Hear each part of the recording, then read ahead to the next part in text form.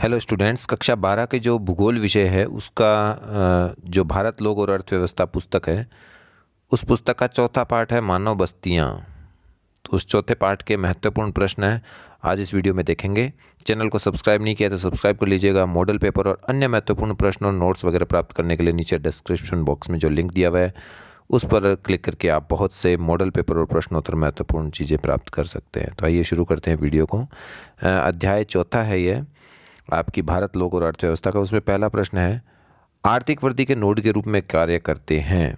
देखो, आर्थिक वृद्धि के रूप में अगर काम में करते हैं तो वो नगर होते हैं।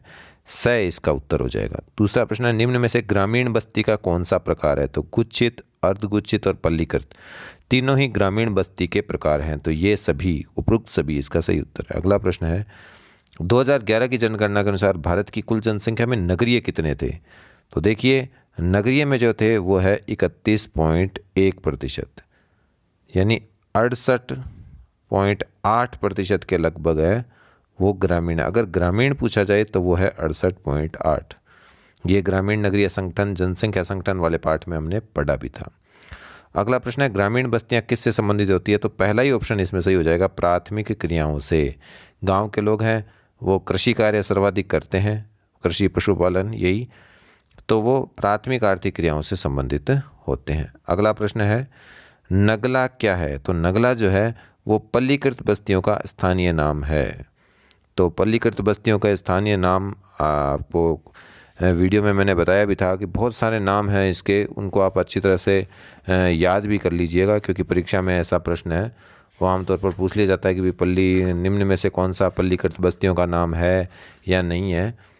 तो इसके अन्य नामों को भी आप याद अच्छी तरह से कर लीजिएगा। पान्ना, पाड़ा, पाली, नगड़ा, ढाणी, ये सभी इसके अन्य नाम हैं। अगला प्रश्न है, 1 लाख से अधिक जनसंख्या वाले नगरीय केंद्रों को क्या कहा जाता है? तो ये होते हैं प्रथम नगर, प्रथम वर्ग के नगर। 1 लाख से अधिक और 10 से 50 लाख वाले महानगर होते हैं, और 50 लाख से अधिक वाले होते हैं मेगा नगर। तो ये भी आप याद कीजिएगा, 50 लाख से अधिक वाले मेगा नगर होते हैं, और 10 से 50 लाख वाले हैं वो होते हैं महानगर, और 1 लाख से जो अधिक वाले जो होते हैं वो कहलाते हैं प्रथम वर्ग के नगर। तो ये तीनों में से कोई भी प्रश्न पूछा जा सकता है, तो इनको भी याद कर लीजिएगा।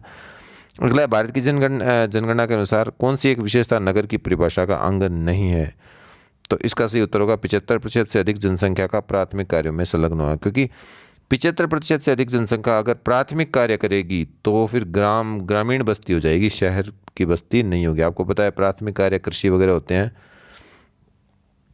अगला प्रश्न है, जनगणना 2011 के अनुसार भारत का सबसे बड़ा नगरीय संकुल है वो बृहन मुंबई है। अच्छा, अगला प्रश्न है, किन्हीं 2 महानगरीय शहर राजस्थान के? तो है जयपुर, जोधपुर और कोटा। प्रशासनिक नगर किसे कहते हैं? जहाँ प्रशासनिक कार्य होते हैं, नहीं उच्च कार्यों के प्रशासनिक मुख्यालय जो होते हैं, जैसे राज्यों की राजधानियाँ। गैरीसन नगर के 2 उदाहरण दीजिए। तो वो है, गैरीसन नगर क्या है, इसके 2 उदाहरण दीजिए। तो गैरीसन नगर सैनिक नगर होते हैं, ये ध्यान रखना, सैनिक छावनी या सैनिक नगर हो सकते हैं वो। तो उनके 2 उदाहरण अंबाला, जालंधर, उधमपुर। अच्छा, पल्ली बस्तियों के स्थानीय नाम, जैसे अभी हमने पढ़ा था नगला क्या है, तो वो नगला, पाड़ा, पाली, ढाणी, ये सभी है वो पल्ली बस्तियों के स्थानीय नाम हैं। अगला प्रश्न है, नगरीय बस्तियां किसे कहते हैं? तो ऐसे बड़े अधिवास जिनमें मुख्यतः द्वितीयक और तृतीयक क्रियाकलाप होते हैं नगरीय बस्तियां कहलाती है।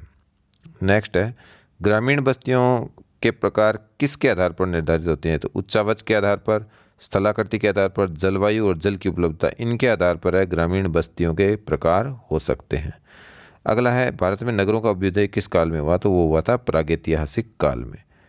ग्रामीण बस्तियां कितने प्रकार की होती हैं? इनके नाम लिखिए, इनका वर्णन भी आप याद कर लेना। अच्छा प्रश्न है, पूछा जा सकता है किसी भी एक बस्ती के बारे में। गुच्छित, अर्धगुच्छित, पल्लीकृत और एकाकी या परिक्षिप्त बस्तियां हैं, इनको याद कर लेना। अगला प्रश्न है, खनन नगर क्या है? उदाहरण दीजिए। तो ऐसे नगर जो खनिज समूहों के क्षेत्रों में विकसित होते हैं तो वो खनन नगर कहलाते हैं। इसके उदाहरण भी याद कर लीजिएगा, खेतड़ी, जरिया, रानीगंज, सिंहभूमि। अच्छा, गैरीसन नगर क्या होते हैं? इसके उदाहरण, तो गैरीसन नगर सैनिक छावनियाँ जहाँ स्थित होती है, जैसे आपको बताया था अंबाला, जालंधर, उधमपुर, अभी बताया वही। अच्छा, नगरों का जनसंख्या के आधार पर अगर वर्गीकरण करते हैं तो 1 से 10 लाख तक तो है नगर, 10 लाख से 50 लाख तक महानगर और 50 लाख से अधिक जनसंख्या वाले मेगा नगर कहलाते हैं। अभी मैंने आपको बताया, अच्छा प्रश्न है ये भी। अच्छा, इसके बाद में है प्रकार्यात्मक क्षेत्र के आधार पर नगरों का वर्गीकरण कीजिए। तो प्रकार्यात्मक क्षेत्र के आधार पर प्रशासनिक नगर, औद्योगिक नगर, खनन नगर, परिवहन नगर, पतन नगर, पर्यटन नगर और शैक्षिक नगर। अगर इनको सुमेलित करने के बारे में पूछे तो प्रशासनिक नगर कौन सा है? चंडीगढ़ है। औद्योगिक नगर कौन सा है? तो भिलाई है।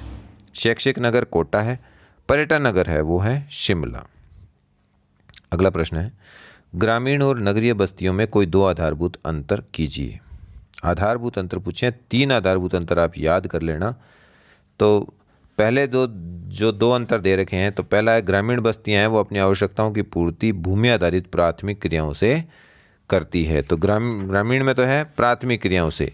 अब अगर नगरीय का देखें तो नगरीय जो द्वितीयक और तृतीयक क्रियाओं से अपनी जो मूलभूत आवश्यकताओं की पूर्ति है वो करते हैं।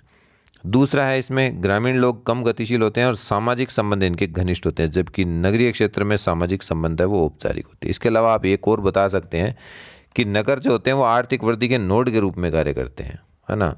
तो नगरीय ग्रामीण बस्तियों में जो परिवहन संचार इनके माध्यम से, अब जो ग्रामीण बस्तियां हैं वो तो भोजन और कच्चे माल के वस्तुएं, उनको सेवाएं और अच्छी चीज़ें हैं नगरवासी है वो उपलब्ध कराते हैं, बदले में उनसे भोजन और कच्चा माल प्राप्त करते हैं। तो ये भी आप लिख सकते हैं। अच्छा, एक और प्रश्न है, मोस्ट प्रश्न है, स्मार्ट सिटी मिशन क्या है? तो भारत सरकार द्वारा देश के कुछ चुनिंदा शहरों में आधारभूत सुविधाएं, स्वच्छ पर्यावरण, नागरिकों की बेहतर जीवन स्तर प्रदान करने के लिए एक अभियान शुरू किया जिसको हम कहते हैं स्मार्ट सिटी मिशन। इसका उद्देश्य सेवाओं के लिए स्मार्ट समाधान लागू करना, प्राकृतिक आपदाओं में उनका जोखिम कम करना, उच्च सुविधायुक्त मॉडल के रूप में इसे विकसित करना होता है। अगला प्रश्न है, भारत में पाई जाने वाली ग्रामीण बस्तियों के प्रकार और उनकी विशेषताएं बताइए। सबसे पहले गुचित में क्या होता है? आवास होते हैं वो पास पास में होते हैं, इनके चारों ओर खेत खलिहान चारागाह से ये अलग होते हैं। गुचित बस्तियां हैं वो जलोढ़ के उपजाऊ मैदान और उत्तर पूर्वी राज्यों में होती है। दूसरी है अर्धगुचित यानी विखंडित। तो ये से ग्रामीण समाज का एक वर्ग स्वेच्छा से या मजबूरी के कारण वो एक अलग सी बस्ती बनाकर रहता है, गुच्छे के रूप में रहते हैं। तो वो अर्धगुच्छित बस्तियां राजस्थान और गुजरात के कई भागों में होती है। अगली पल्ली है।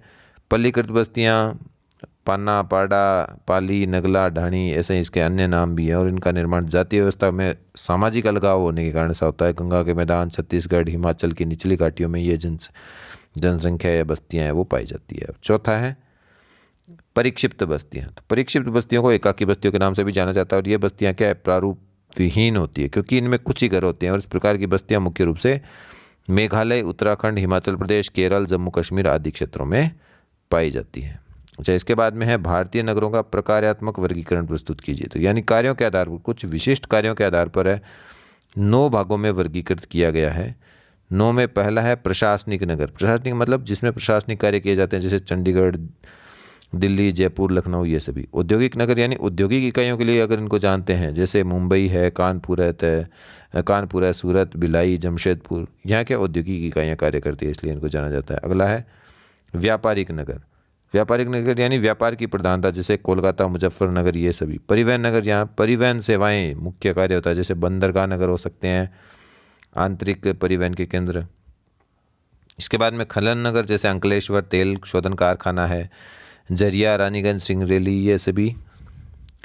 गैरीसन नगर होता है छावनी नगर। अच्छा प्रश्न बनता है ऐसे छोटा कि सैनिक छावनियों के रूप में, जैसे अंबाला, नीमच, जालंधर, उधमपुर, वो इसकी श्रेणी में आते हैं। पर्यटन नगर में जिसमें पर्यटन कार्य होते हैं वो पर्यटन नगर, जैसे घूमने के लिए शिमला, मसूरी, नैनीताल वगैरह जो लोग जाते हैं, माउंट आबू जाते हैं।